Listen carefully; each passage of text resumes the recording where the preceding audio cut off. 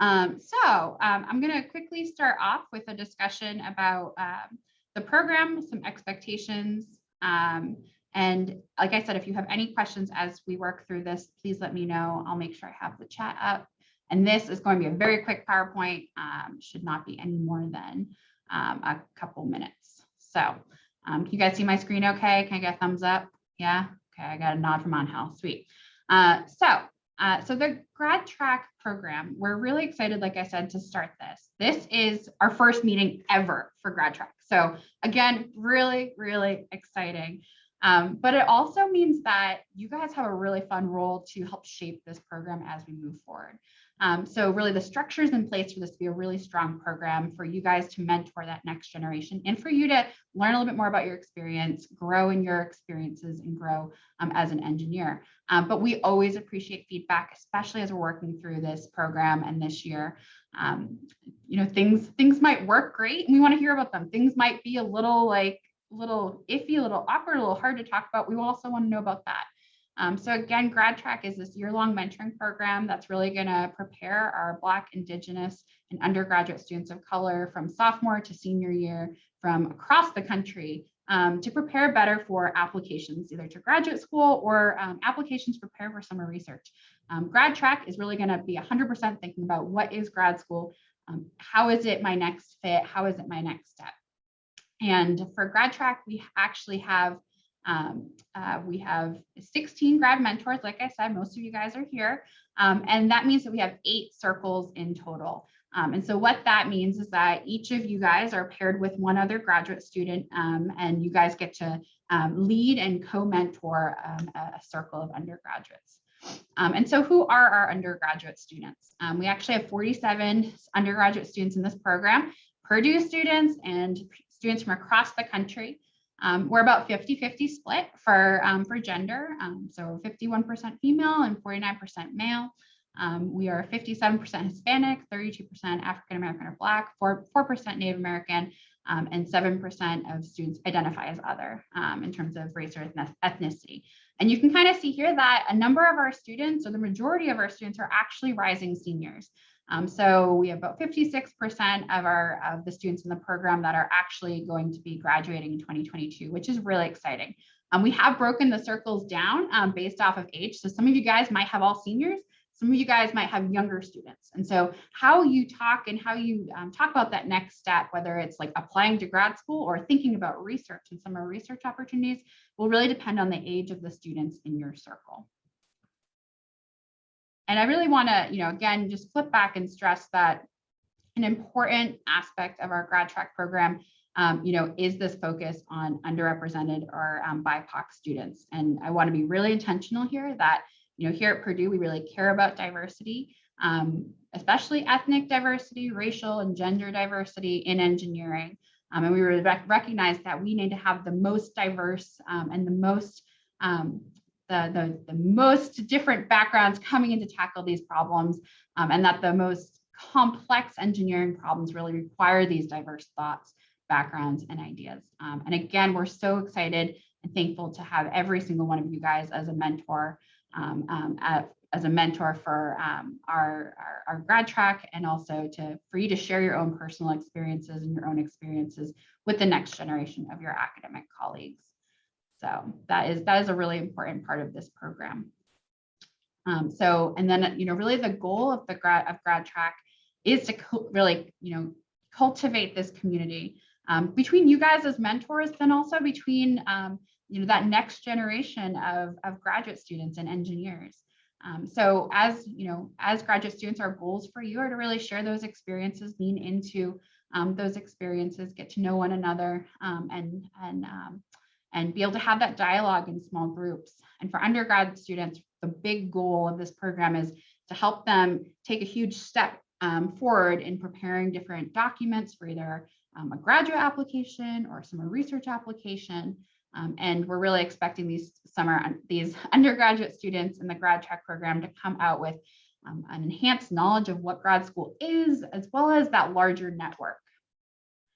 One personal note that I've heard in the past is that a number of undergrads, they work their way through undergrad and they have a lot of friends interested in industry, but they never have friends interested in grad school. And so we want to build that network so that these students have that collective group of other folks that are interested in grad school. So what's going to happen at each monthly session? Before each monthly session, these are our happy, smiley GradTrack scholars who are undergrads. They're going to have some pre-watch that they get to do, a YouTube video or something that they're going to do to kind of prepare and get some knowledge before they start into the monthly session. This is more like that talking head, like here's a PowerPoint, go watch it. And then when we are all together in our monthly session, we're going to have about maybe 15 to 25 minutes of a discussion of a specific theme. And I'll get into that shortly about what those themes are. But here we're all going to come together, both GradTrack undergraduate scholars and you guys as GradTrack grad mentors, and we're going to, again, have a discussion of a theme. Then the majority of our monthly sessions, we're going to break apart into our small circles, and you're going to be able to talk a little more in depth about this particular theme. And then a really important goal, another aspect of this program is a wrap up or an introduction to that monthly assignment. And so one monthly assignment is actually them drafting their statement of purpose, right? So it's starting to have some motivation, have a deadline, and have again that motivation to start their different pieces of their application. So what are our expectations for you as a GradTrack mentor? Sharing your perspectives at each monthly meeting. Leading that group discussion with your co-mentor, that's going to be really, really important. And again, a good, really important thing about grad school is being able to ask questions. So we really want to promote asking questions, whether that's you guys between mentors, asking good questions of one another to stimulate discussion, or having the undergrads ask you guys questions to get those different topics really discussed in a deep level. We're going to expect you to engage the students and discuss and talk with the students on the Slack channel. And again, there are certain points of the year that we're going to expect you to review and provide feedback on various documents. And so what you can do with your co-mentor is you can say, okay, we're splitting it. You're taking these students, I'm taking these students, and that's how we're going to review it. Or you can do a double review if that's something, if you think you can work through it quickly. But what you're not expected to do as GradTrack mentors is have all the answers.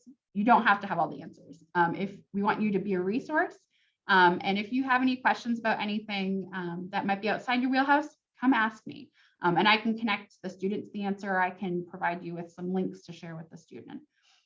And again, this is not your full-time job as being GradTrack mentor. So you're not expected to spend an exorbitant amount of time with your GradTrack students. And we really want to make sure that you're protecting your time, and we don't expect you to spend any more than 2 hours a month kind of working with your mentees or responding to them via Slack or reviewing documents. And really no one student should monopolize all of your time. And it's okay really to set those boundaries with your students. So before we kind of jump into the fall, I want to set some tips for reviewing documents, and I'll share this PowerPoint after. In general, when you get a document from a student, I'll encourage you always to kind of give some general feedback on formatting, content, connecting ideas. A lot of times students, when they start writing their statement of purpose, they've never really thought about their motivation. They're like, yeah, grad school, next step. But I'd encourage you to kind of dig in a little bit, say, why? Why is it your next step? Why are you thinking that? Why did you get involved in that activity? So again, suggesting where they can kind of add more specificity, either to research or faculty members, that's going to be something that's going to be really important. Highlighting any sections that might be unclear to you can be really helpful. And then using some sort of track changes or comments or some sort of editing tools to help you kind of work your way through. Things that you should not do for reviewing documents. Obviously, don't write the statement for them. You can give suggestions of how you could rephrase something, but you're not going to be expected to write their statement. And again, set some time limits on yourself. We encourage you no more than 30 minutes. If it's taking you that long, then that student needs to go back and revisit and try to clarify some of their ideas. If language is really difficult to read, recommend that they go to a writing center. Don't try to tweak their language. You don't have to tweak their language for them. They can also go seek out other resources. Okay, so what themes are we going to cover? I'm going to send you a packet of information that has kind of this different structure where it'll say what assignments are due for the mentees. It'll say what pre-watch that the undergrads have to do. And it'll have like what different themes for each meeting. So I'll send that along after this meeting and definitely before our first August meeting on August 30th.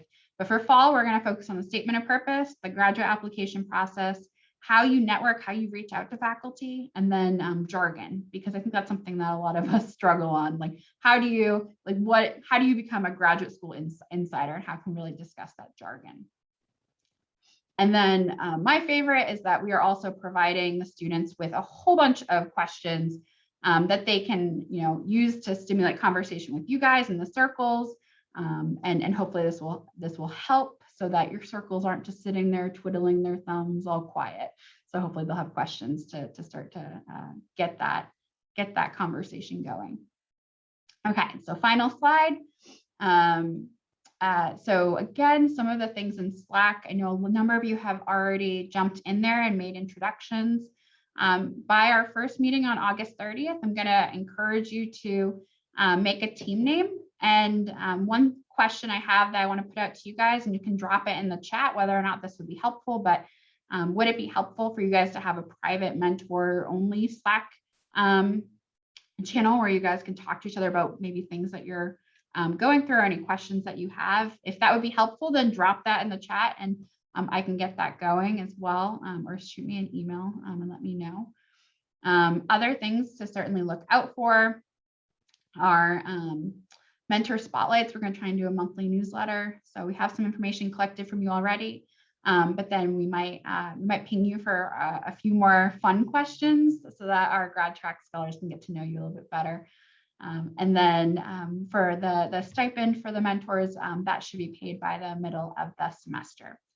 So I flew through that. Any questions? I'm going to stop sharing. Any questions on any of that I just went through? And if you have any questions along the way, you're more than welcome to get at me. If you have any suggestions too, as we get underway, like Jackie mentioned, the Slack channel, if that'd be helpful, let us know. She'll set that up. If there are other resources that you think would be helpful, or you think, oh, hey, we should try this or do this, let us know. We'll try to build this out, and we want you to be able to collaborate with each other and learn and grow and have fun through this experience too, while we're helping this next generation come along. Mm-hmm. I guess like more of a general question. So the expectation of the 1 hour sessions, like with individual, with the group, the circle, is just talking, I guess, and answering questions from them, try to generate discussions, like us giving information to them, straightforward. No, yeah, it'll be discussion. So we're not expecting you to do a PowerPoint or anything like that. A lot of the content we should cover that they should be watching in like kind of pre-watched YouTube stuff, and we'll be like kind of infusing that in those like group discussions, that larger discussion. But yeah, your sessions kind of with your students in the circles, they should be all discussion, and that's why we're trying to prime that with some questions so that if they're really unsure about like where do I even start, here, ask these questions, get some conversation going. But yeah, you do not have to prepare any content for those circles. The expectation would be that you would be kind of reviewing some of their documents and talking to them about what it really is like to be a grad student, and maybe like what your thoughts were going through this, writing your statement of purpose, or putting together your graduate application. So yeah, great question. Those questions that Jackie mentioned too, she'll share those with all of you, so you'll know what questions she's giving the undergrads as well. And hopefully they'll have their own questions too, but she's got kind of a framework to get things started so you can prepare or think a little bit, and you don't have to strictly stick to those either. We are going to have a theme each week. We're going to try to stick loosely to that, but if there's pressing things or other things you want to share, or your students are really interested in something else, that's okay too. Just kind of go with where the need is. Abigail, you had a question? Yes, I want to also ask if you would also include the YouTube videos that they will be watching so that we too can watch it, and in case they have questions from there, we'll be able to fill it. Yeah, correct. I will be sending all of that out. So to both you guys and the undergrads, I will likely be sending the same email to all of you guys. So you will get everything that I'm sending them. So you guys are all like your collective little units kind of moving through this. So excellent. So with that, and if you have any other questions, I'm always here. So you can reach out to me via email or just send me a message in Slack. It'll go straight to my phone and my computer. So, I'll have that.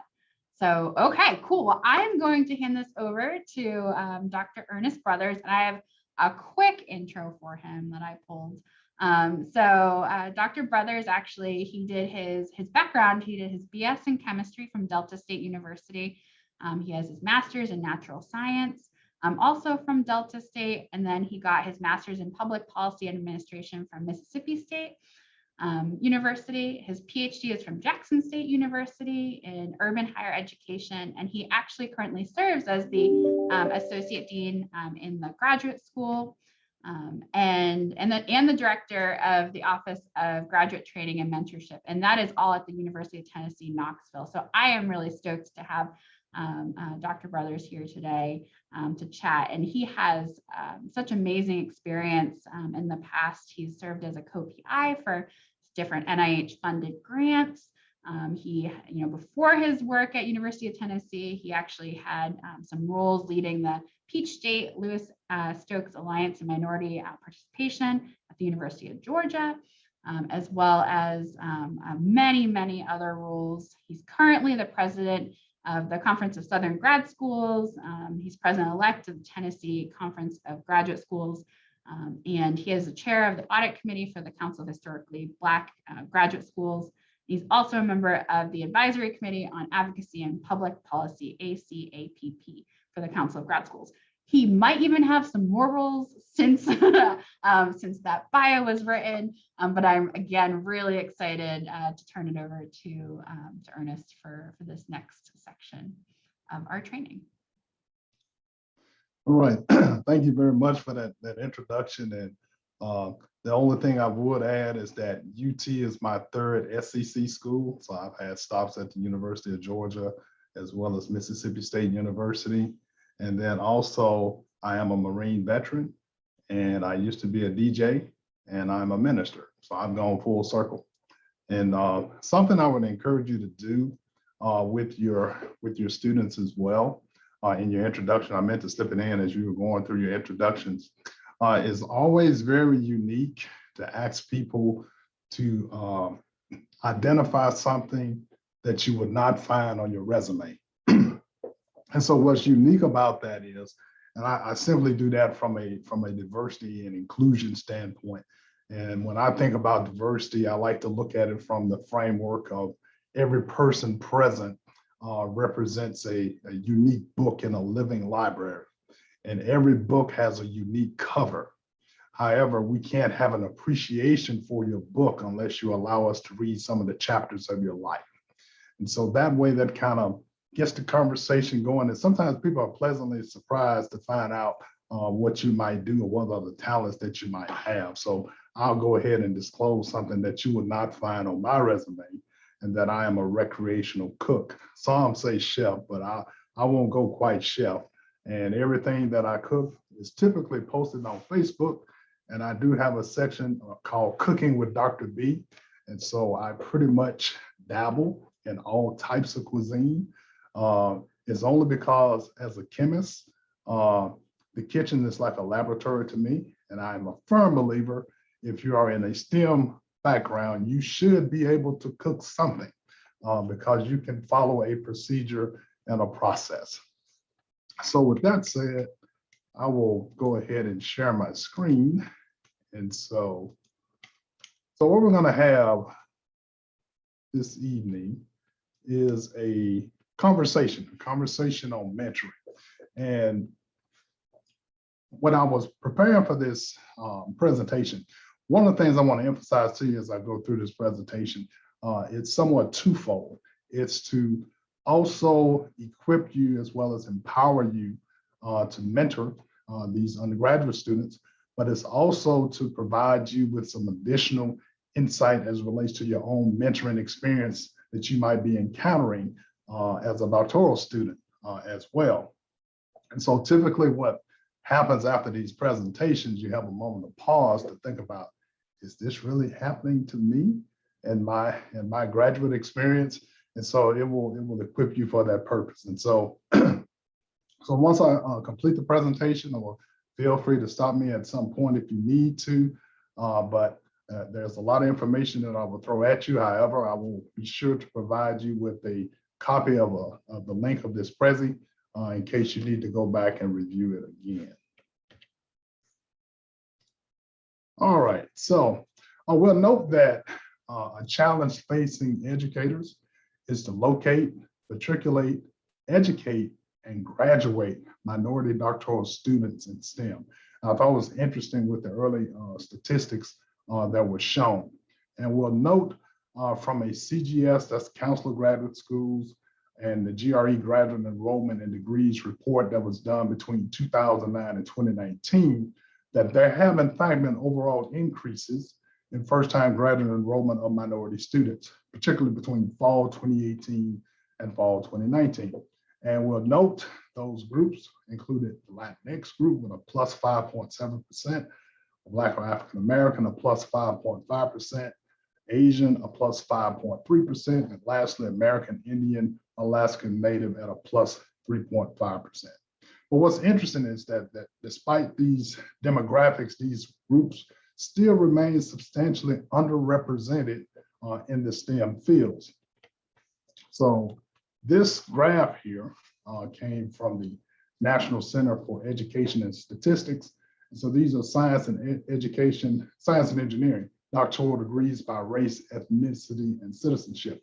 And this was between 2000 and 2015. And you'll note the very top line here, these are your US citizen or permanent resident white students here.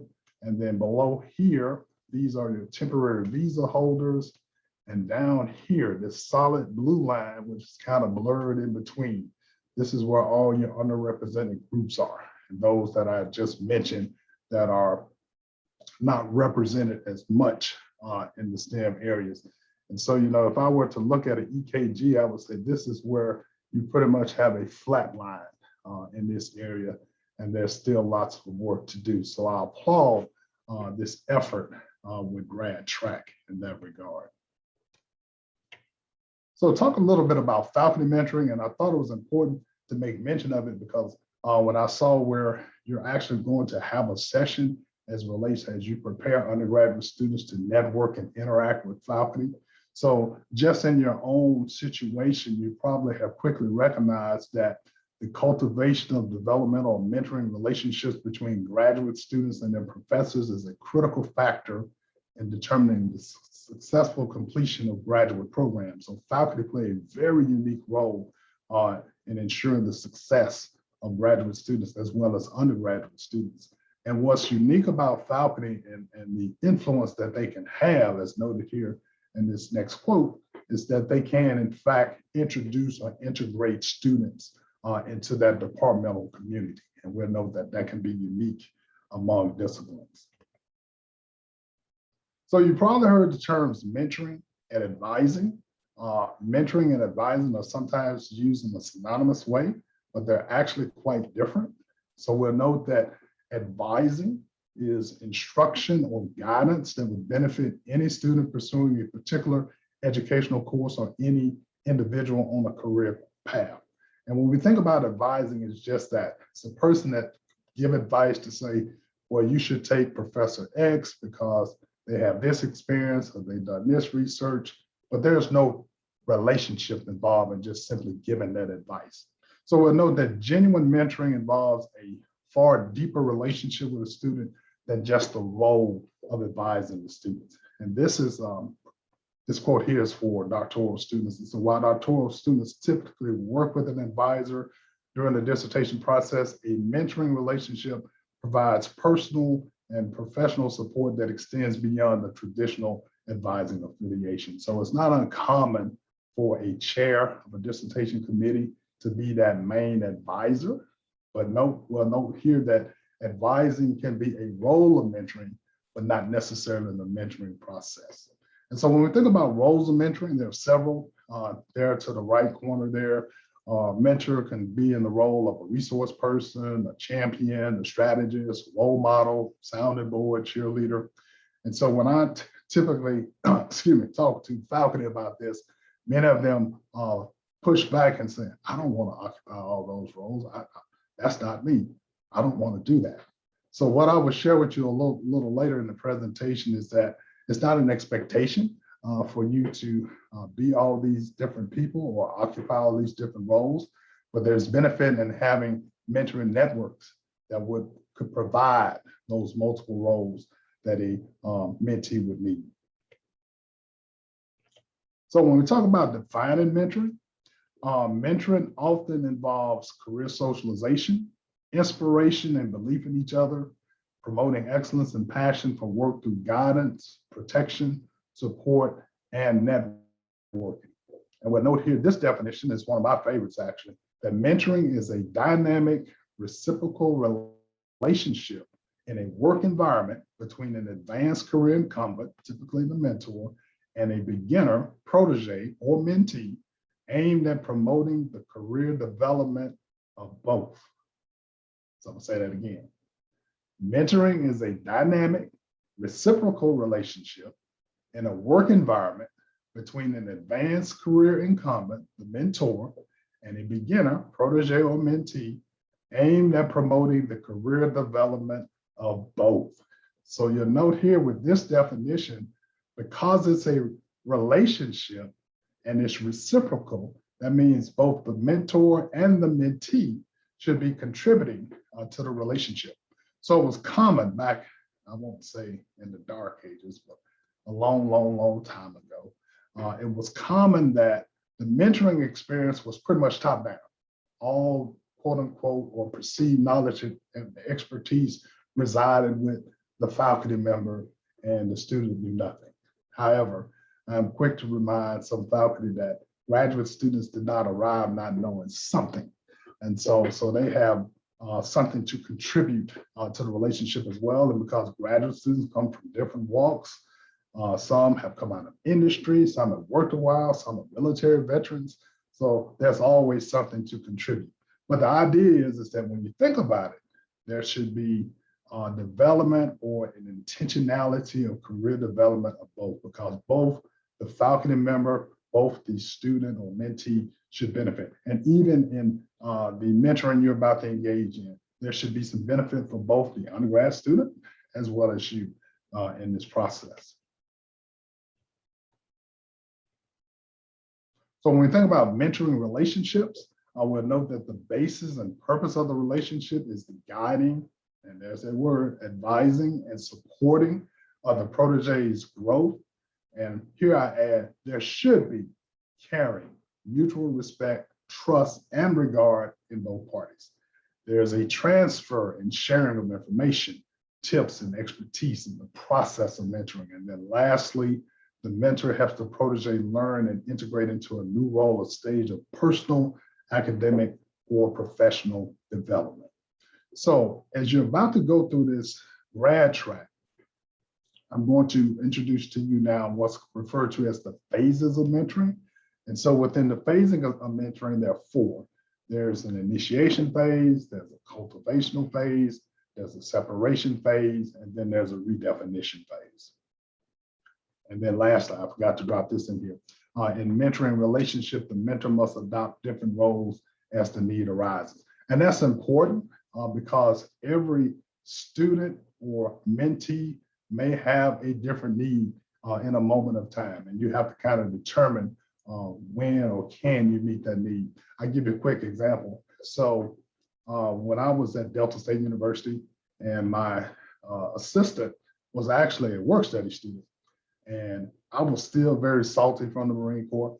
And so when she entered into my office, she was crying. I didn't know why she was crying, but she was crying. And so I didn't know what was going on. So my natural response was, tissue. And that was it, right? But that's not what she needed at that moment. She actually needed someone to listen. However, my response was just tissue. And so when I shared that with my wife, she's like, oh yeah, we really need to work on that. We need to work on that. And so you have to understand that even in those times when I first started dating my wife, and she would ask me, why don't you smile? And I was like, the Marine Corps didn't issue me one. She's like, oh yeah, we definitely gonna work on that. So when we think about phases of mentoring, as I mentioned, there's an initiation phase, there's a cultivation phase, there's a separation phase, and a redefinition phase. And so with GradTrack, when you first meet the students, you will in fact be in the initiation phase. This is where the relationship is first started. This is where you're laying out what the expectations are, how often you would meet, how long you would meet. The beauty of it is that Jackie and Janet have wonderfully crafted this out for you, so you don't have to try to figure it out. So you already have a formal structure in place. And then if you deviate from it a little bit, it becomes that informal, which is okay, but you have a formal structure. So also within the initiation phase, something you as a graduate student can benefit from, if you don't have one already, is what's referred to as an IDP, or individual development plan. And so what's unique about an IDP is a way in which you lay out your goals and objectives. And so what I like about this one in particular, you can actually go to myidp.sciencecareers.org. This is specifically geared toward those that are in the STEM disciplines. And I do highly recommend it, that you check that out. And then for entertainment purposes, within our grad school, we have what's referred to as the Tennessee Doctoral Fellows, and we have an IDP that we have created for them. And so this is the format.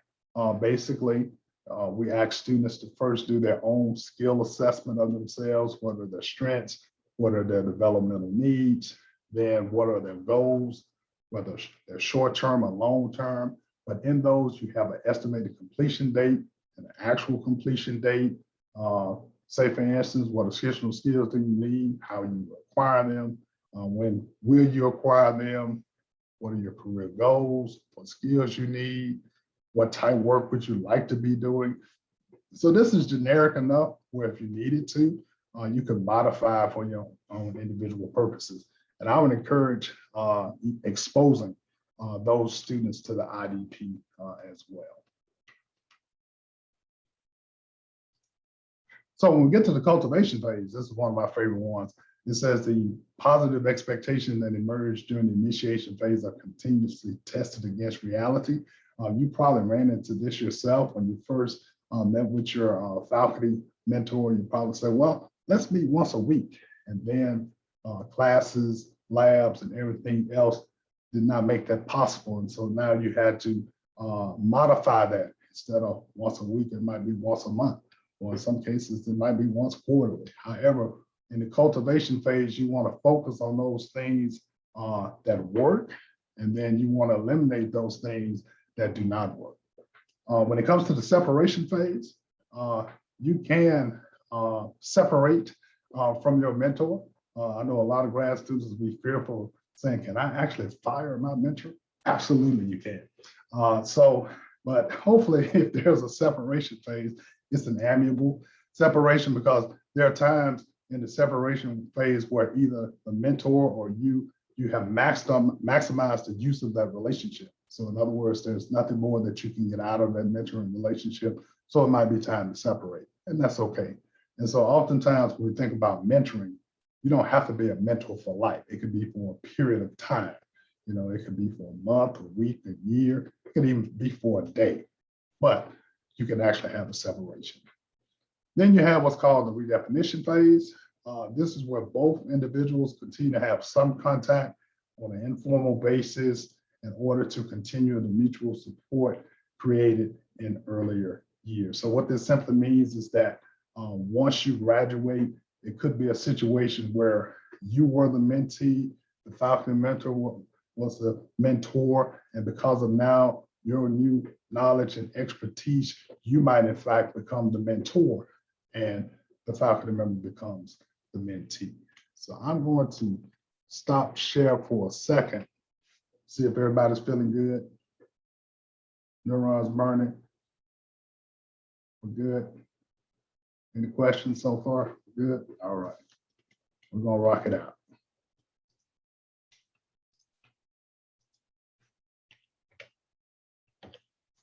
If my technology works. There we go.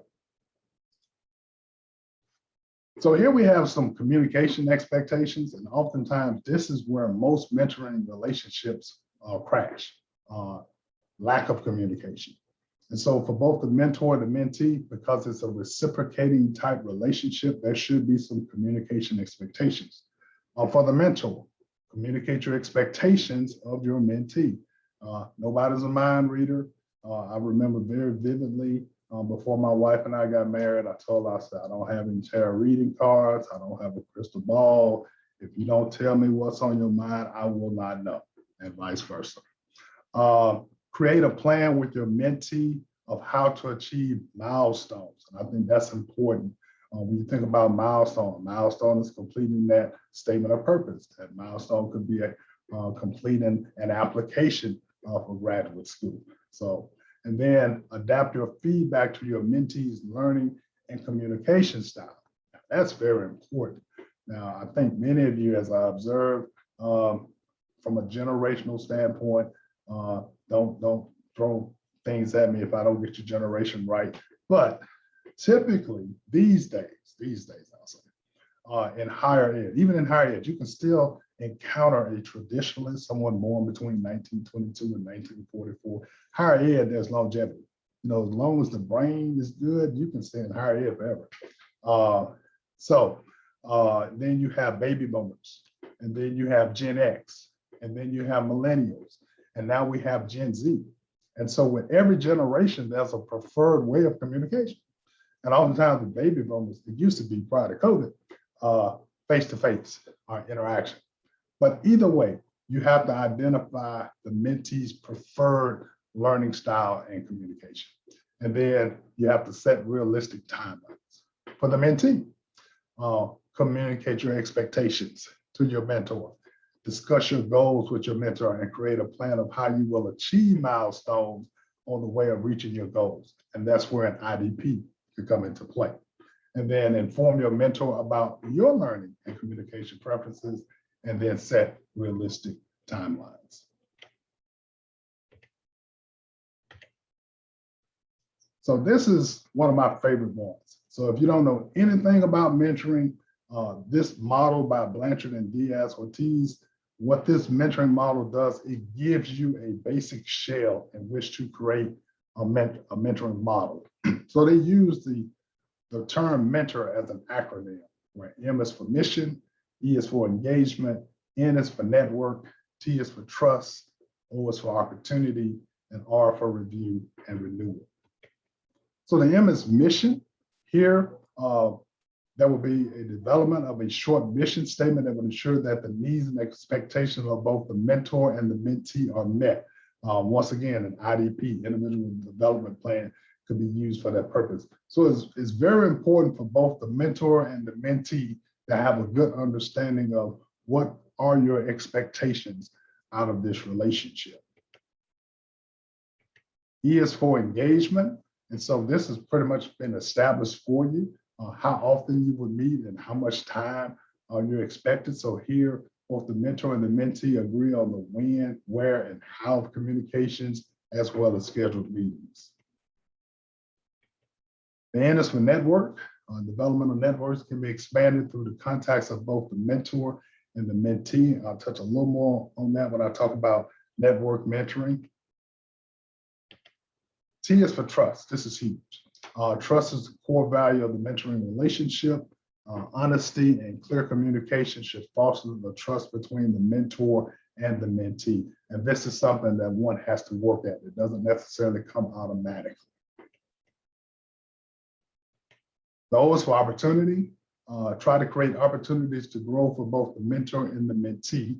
And this could be generationally, this could be culturally, or this could be professionally. So what this is basically saying that you should look for opportunities to have an exchange, whether it's generationally, culturally, or professionally. For me, this works out real well with food because I like having interactions with people about different cuisines from different places. And then that can lead to other types of conversation and dialogue and just kind of sets the tone for everything else. When we talk about professionally, you can talk about your own unique professional background, or in some cases of undergrad students, they may have worked a while or they might be prior military. And so they could talk about their professions. And then of course there's generational difference. And when I talk about generational differences, it's for the purpose of acknowledging that no one generation is better than the other. And so there's opportunity, or should be opportunities, for what's referred to as intergenerational learning. And then the last are review and renewal. Oftentimes this is overlooked for mentors to actually assess whether or not the mentoring is actually working. So in order to monitor the progress of the mentoring relationship, it is necessary to schedule times of review to determine if your mission is being accomplished or if changes should be made. So that's definitely important.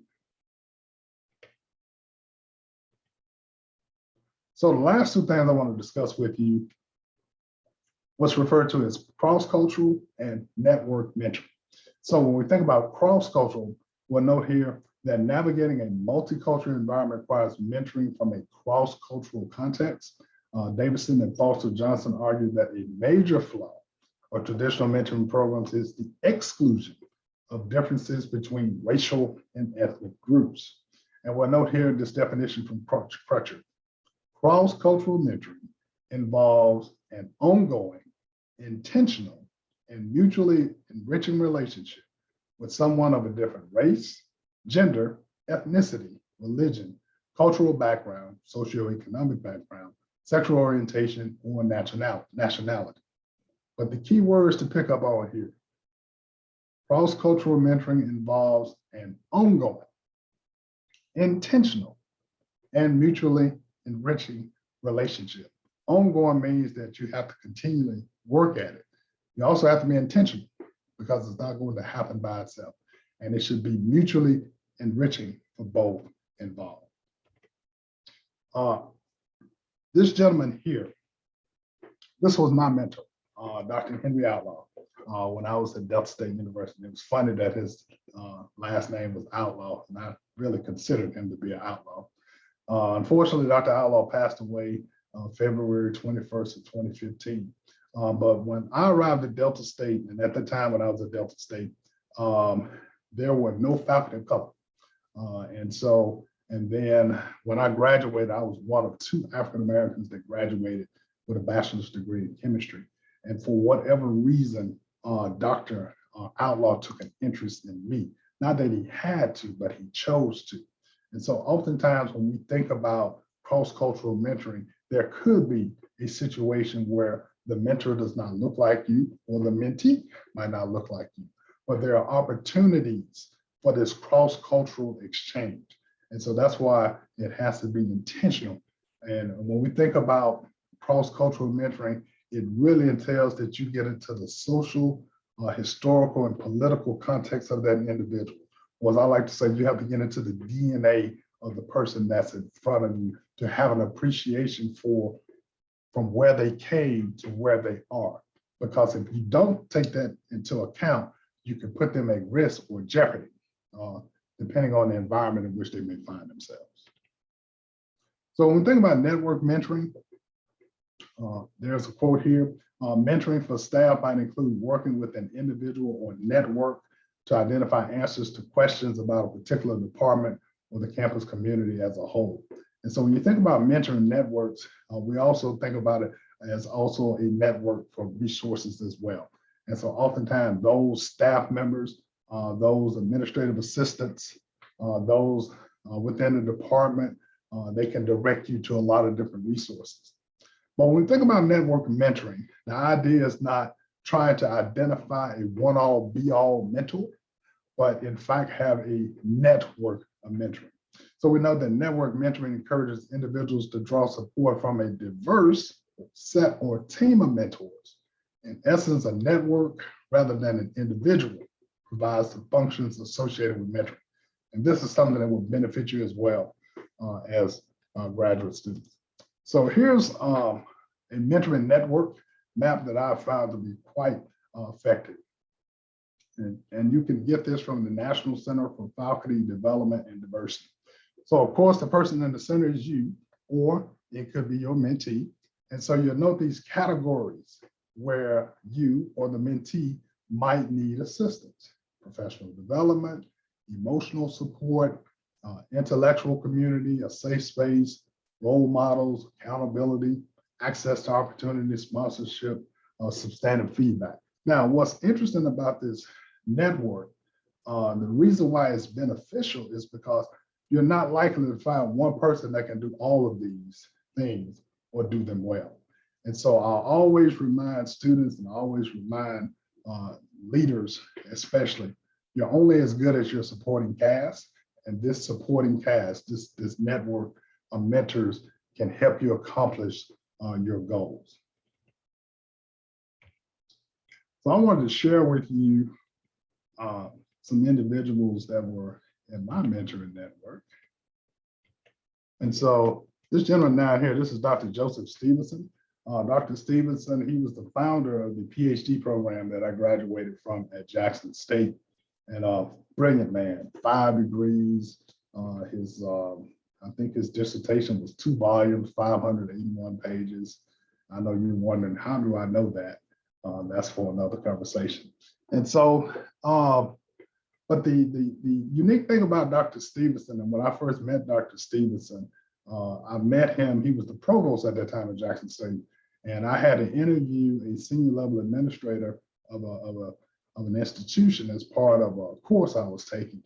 And so when I met Dr. Stevenson and following the interview, he told me about this program, and he said at that point, he would like for me to be part of that inaugural cohort of the PhD program. And so we have that redefined relationship because I've long graduated from Jackson State and have started on my career trajectory, but we still maintain contact.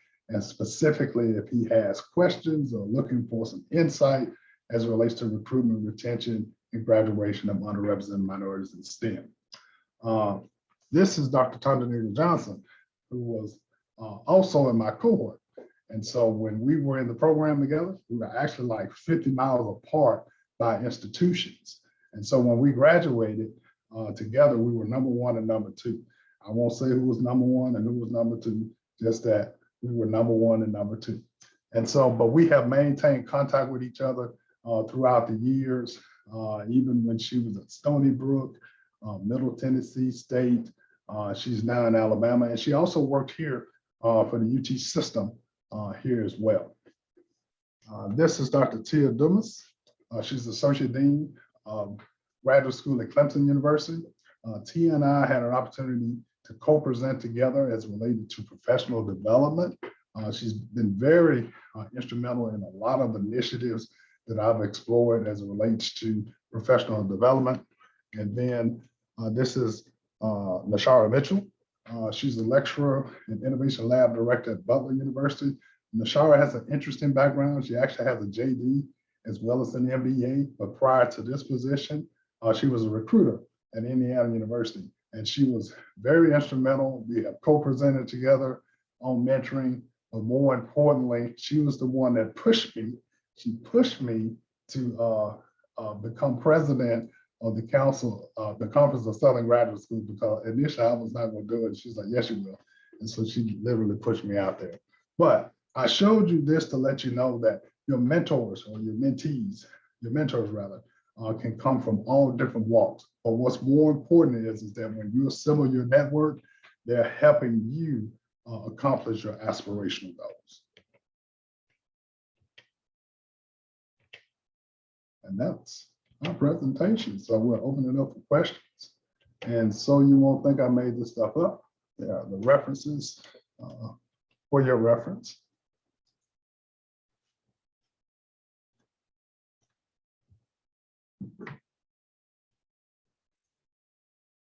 Excellent. Thank you so much, Ernest. Does anyone have any questions about any of the content that he went over, or any other questions about mentoring in general, being a mentor or getting mentored? Don't be afraid.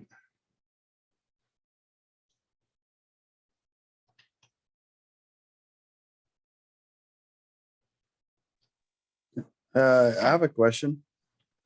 So in your experience, like, I don't know, this may sound weird, but I guess you have to draw kind of a line where with a mentor is not like your best friend, but still it's not, you don't want to impose like this phase that the mentee will not approach you. But how do you draw a line, or is there not a line at all? Oh, there absolutely is a line. And so we call these boundaries, and these boundaries are where your level of comfort as well as the mentee's level of comfort. The example I like to use, and so because you can't see me in person physically, so I'm not a little guy, so I'm like 5'10", about 230. And so oftentimes I will approach, say, a person that is a much smaller girth than I am, and say, you know what, if I agree to be your mentor, and before we meet, I need you to do me a favor. And that typically said, what's that? I said, would you mind picking up my son before you come here? And most times that person will say, yeah, I'll do it. And then I'm like, no, you won't. I said, because what might happen? I said, well, you know, what if you have an accident? My son is injured. I'm going to blame you for life, and then you'll never graduate from the University of Tennessee. And so, so you have to establish those boundaries, you know, especially where you don't feel comfortable. I think you can have enough distance, or you can establish enough distance where a person is not getting mixed signals, you know, because when we talk, and I can assure you, when I give presentation like this to faculty, they do this, like, I'm not, no relationships, I'm not doing that. And so we're talking about professional relationships. And so anytime you feel like I'm not comfortable with a particular aspect of that relationship, you have to say so. And so, and I think that's why communication is important, because like I shared earlier, both the mentor and the mentee, they have to express what their expectations are. And, you know, it's one of those things, either the person can live with it or they cannot, you know. And so, but it's very important. That's that initiation phase. That's where you're laying out the expectations. That cultivation is determining what works and what does not work. So it's okay, because I know from my own professional development, and it's just the nature of things. From a gender standpoint, I typically come in more contact with females than I do males. So I am very quick to make sure that there are no blurred lines, what the expectations are. Everything is strictly professional in that regard. And so, and I think you just have to make that very clear. I cannot say it enough. You just have to make that very clear. Thank you so much.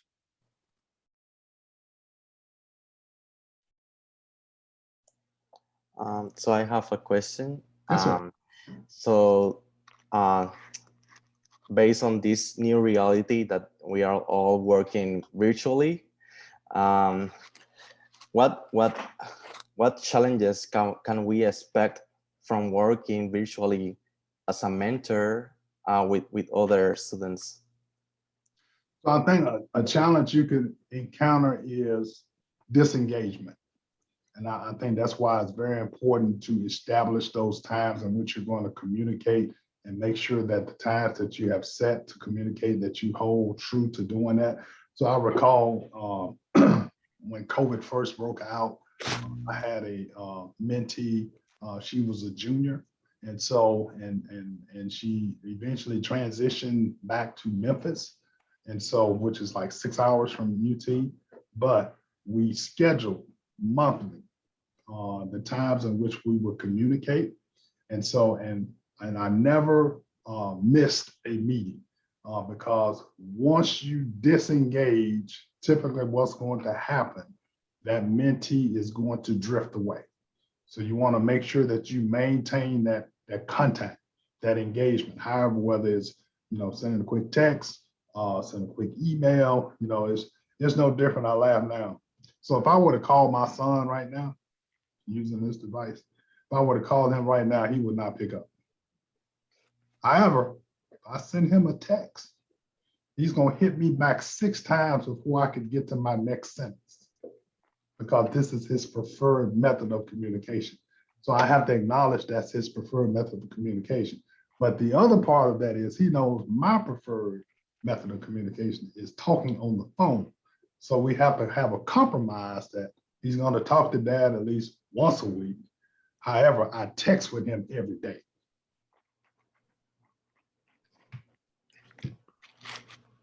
Thank you. Absolutely.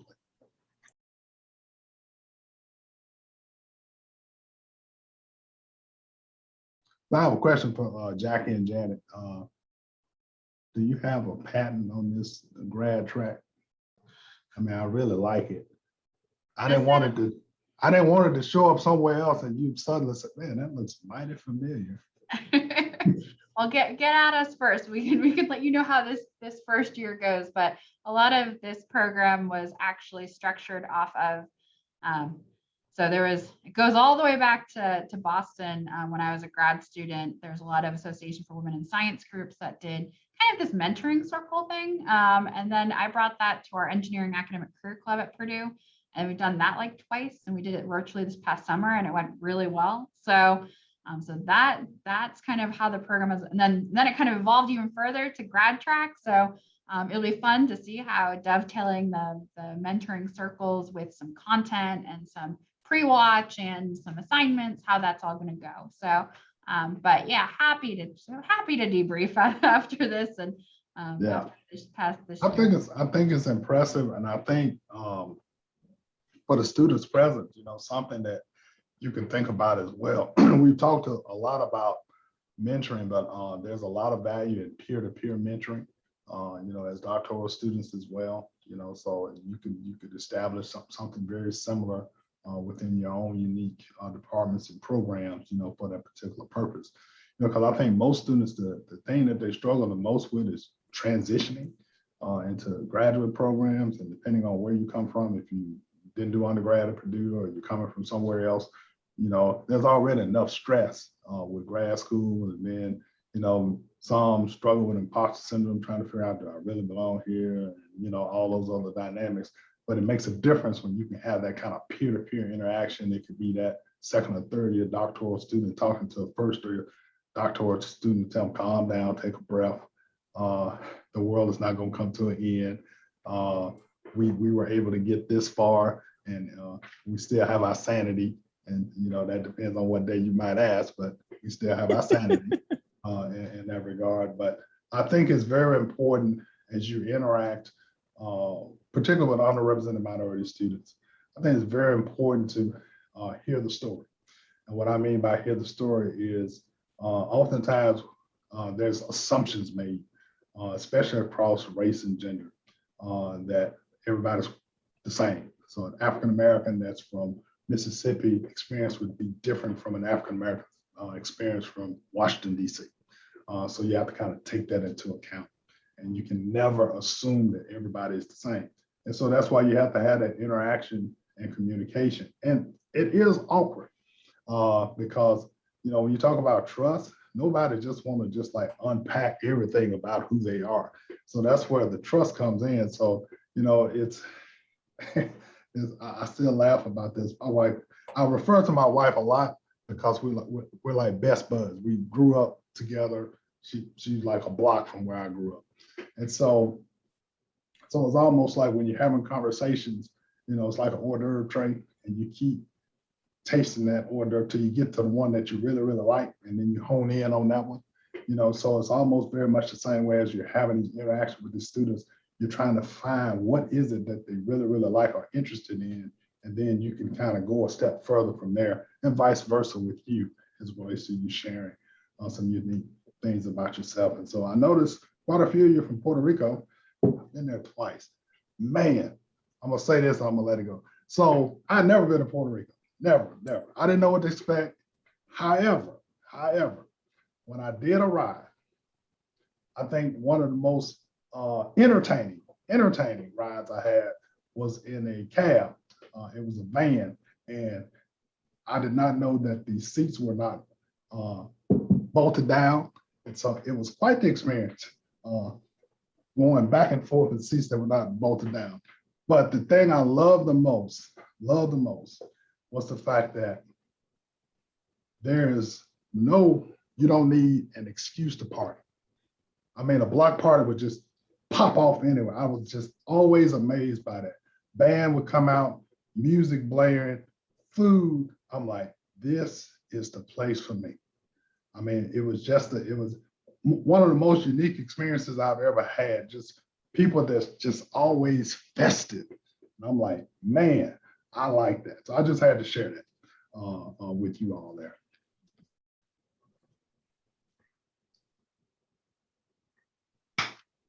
Abigail. Yeah, from your presentation, thank you very much for the presentation. You mentioned that we should introduce the student to the IDP, and the student should have specific goals, milestones, and that has been clearly mapped out by the program organizers. So I'm just wondering, from your presentation too, you said it's a two-way relationship. We have to benefit from this and they have to benefit from it. So I'm wondering if, like a suggestion, we all should also have mapped out what our goals are, what our expectations from the program. I don't want to be the same person by the time I finish the program. So what would you suggest from your experience we should be looking at? What you suggest may not necessarily be what we accept, but at least some background to what we should be looking at to get and benefit from the program. Well, I think one of the things you should look as a benefit from the program is recognizing that this is an opportunity for you to practice mentoring. And because recognizing that regardless of what arena you may find yourself, what career you may find yourself, at some point you will most likely have to mentor someone, or you have already mentored someone. And now that you have a little more few more things to draw upon, what would I do differently? What has been added now to my tool set? And like I said, that mentoring model is just that. It is a model, but it can be modified for your specific purposes. Just like with the IDP, one might assume that all graduate students have been exposed and used in IDP, but I found that's not necessarily the case. And so you can utilize an IDP not only, from a school setting, but just from a career standpoint. I use IDP in my marriage. I know it's funny, but I do, so as they say, or as I remind people, we are all still under construction. And so because we're all still under construction, there's always something about us that we can improve. And so the IDP puts you in a timeline in which to get that accomplished. And so, there's a lot, I think, that you could draw from.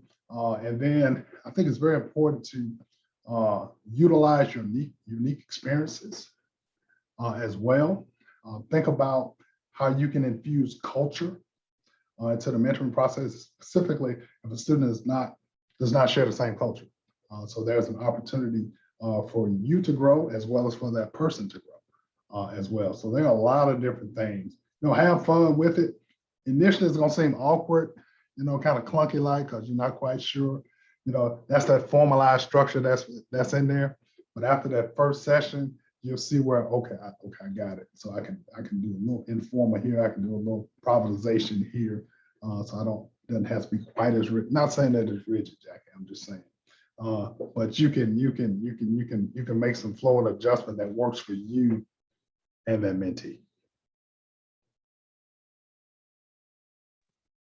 Thank Yeah, you. and- yeah, and I was gonna say, the first circle is a little structured because they're gonna be poster presentations with them kind of talking about themselves, but for the students, the grad track undergrads to kind of introduce themselves and also practice presenting a poster.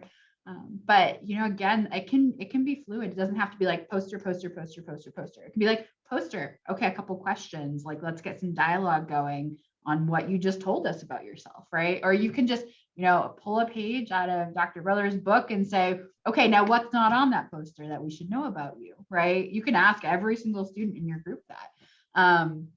But I would also kind of piggybacking off of some of the other kind of great conversation we've been having, you know, you have a co-mentor, right? And your co-mentors can be very different, going to bring different experiences, a different background to the table there. And so, you know, again, learn from your co-mentor. And you guys might be even at different stages in the program. So, you know, you can learn from that senior grad student, you can learn something from a rising, someone's coming into their second year. So like really kind of develop that relationship with your co-mentor. Like don't hesitate to do that. Because as you start to become more comfortable with your co-mentor, that group dynamic will also just hopefully pull in as well. So lean into your circle as much as you can. It will feel like Ernest said, it will feel like a little awkward at the beginning because we're all virtual and it can get awkward, right? But don't hesitate to ask questions. Asking questions within a circle and a group can really help you get to know one another. Well, Jackie and Janet have me on retainer, so you can reach out to me if you need to. I say that jokingly. I volunteered, like the Tennessee Volunteers, I volunteered for this. And speaking of network, we actually met Ernest at a conference. So it was just one of those happy things that we met and we're like, whoa, this could be really cool. So he invited us there, we invite him here, you know, it's the nice academic collegial nature. So that's it, exactly. Mm-hmm. Any other question? Yeah, Daniel, do you have a question? Yeah, so Jackie, is there any possibility to host meetings outside the scheduled ones, maybe to network with our mentees? Yeah, if you want to do that, you are more than willing to schedule another meeting or so. Knowing that the students, you can pitch it to your circle and your group and say, hey, would you guys be would you want to meet for another time? You're more than welcome to do that.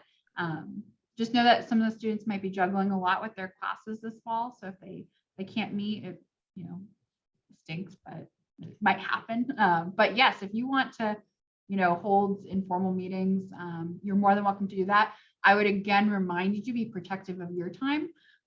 So I would say if you're going to hold a meeting, definitely have a group meeting with your whole circle instead of those one-on-ones. But it's completely up to you. If you want to do have a one-on-one with each of your students in the fall and then do one in the spring as well, then that could work too. So but be protective of your time. You have that flexibility outside of the structure. So you can engage on Slack, you can have other meetings. That is 100% up to you. You're not required to, but if you want to, go for it. So. All right, thanks. Dr. Brothers, what? Go ahead. Yeah, I was gonna ask about that picture. What were you cooking? So those are pork butts at the top.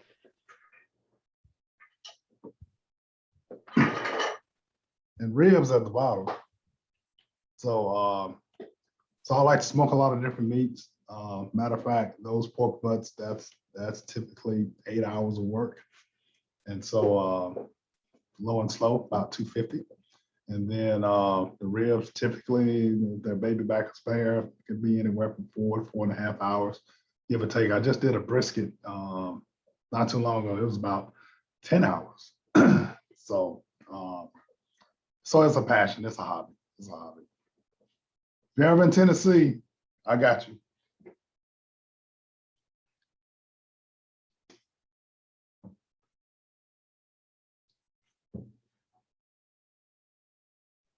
Can I ask another question? Last question. So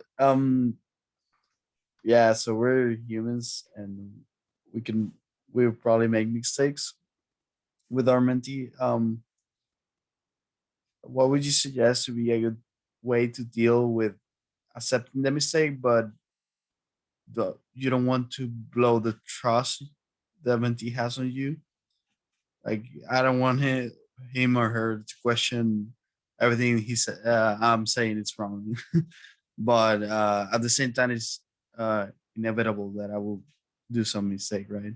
So yeah. Well, that's all of us in it. And it's just like when I made mention that we're all still under construction. And so that means that we're not always going to get it right, you know. And I think what's more important is that if you recognize where there's been a miscue, misstep, miscommunication, you make every effort to resolve it. And that's all you can really do. You know, mentoring, as I've told people, sometimes mentoring can be messy. And what I mean by messy, it might not necessarily work out the way you thought it would. You know, sometimes the strangest things will cause something to go into a whole nother direction that you never anticipated or thought about. But I think that's where the communication is important. I think utilizing yourselves as a circle, you know, having a conversation, I've experienced this, any recommendations, you have your faculty representatives here to also to lean to as well. Like I say, I'll avail myself as well with that. And so, but the other thing, don't be afraid to fail, because that's just part of the growth process. It's just like being a GTA. A lot of GTAs are fearful when they're in the class, whether they're an instructor or a teacher of record, they're fearful of failing. But that's how we grow and learn. I know for myself, when I taught chemistry, oh man, it was rough on that first class. I was still salted from the Marine Corps, and I treated those students as like they were recruits. And the Marine Corps depot, they had to sit eyes front. It was like, it was punishing. Once again, my wife intervened, like, we're gonna have to work on that. And so it's adjustments, right? And I think so what you'll also learn from this experience, once this is over, and I think and you're probably gonna do this, Janet and Jackie, have an opportunity for them to debrief, talk about the experience, talk about what happened, and then what would you do differently the next time. So don't I don't want you to have any sleepless nights because something didn't go as planned. But you continue to make those adjustments. It's just like teaching. You may have experienced it. You put all this energy into this best laid plan for the class, and you get to the class, and then it's like stoic faces. It's like nothing registered. Now in your mind, it's like, man, I worked this thing. I planned, I prepared, I had my joke in there, and it was like crickets, right? And so all you can do is go back, make some adjustments and say, okay, I'm gonna try this again and see if I can modify it here, modify it there, and then eventually I can get there. So don't lose sleep over it. Thanks.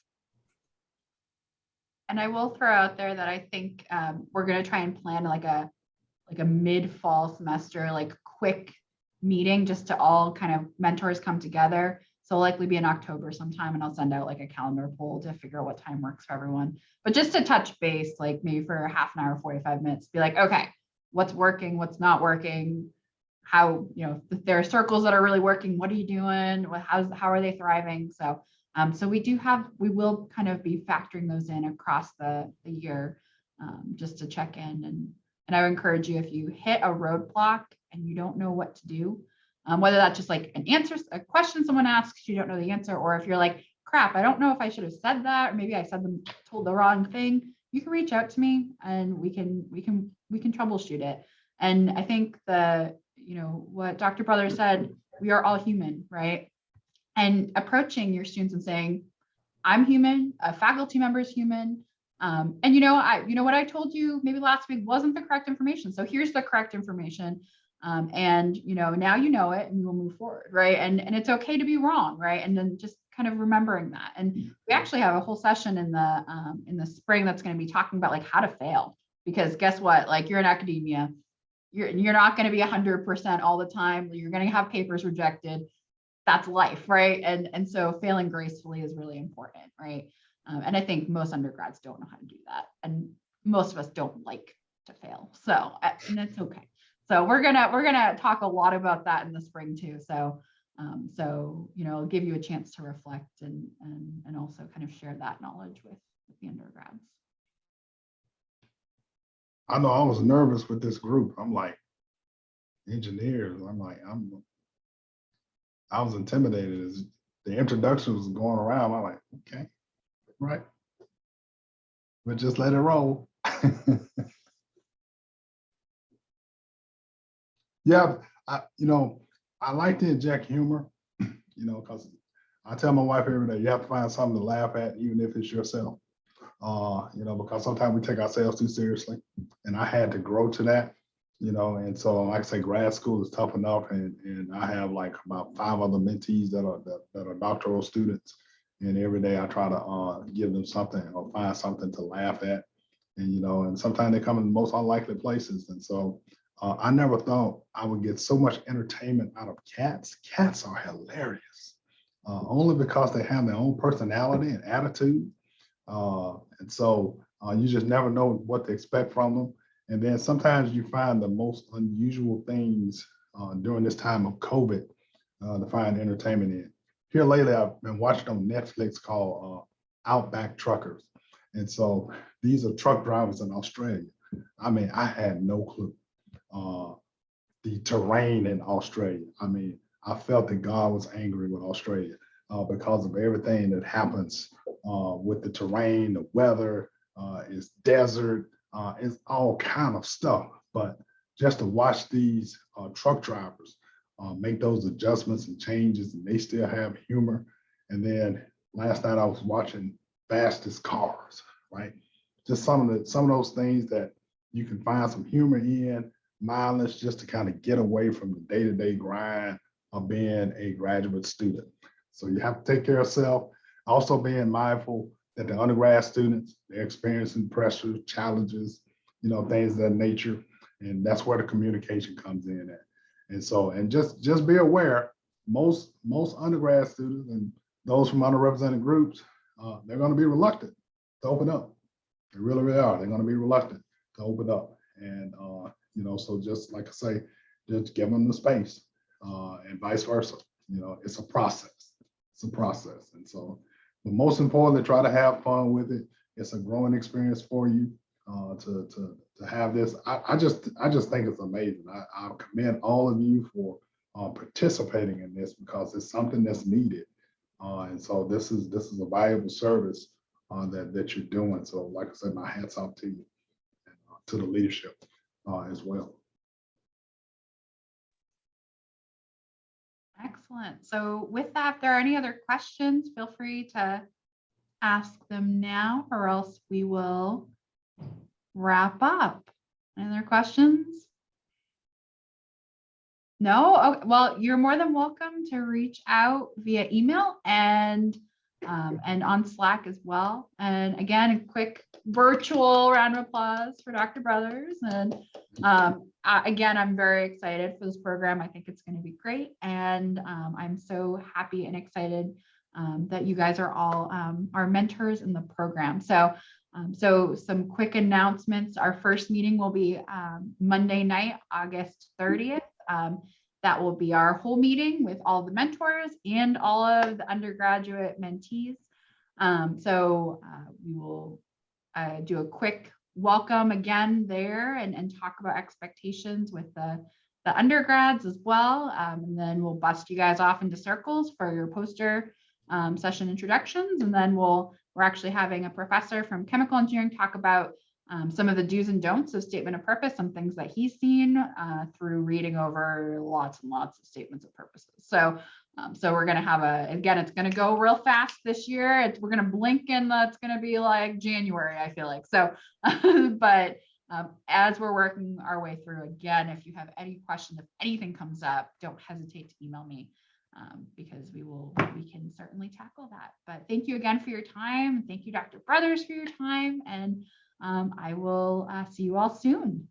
So Yeah, thanks. Thank See you you. in a couple weeks. Bye-bye.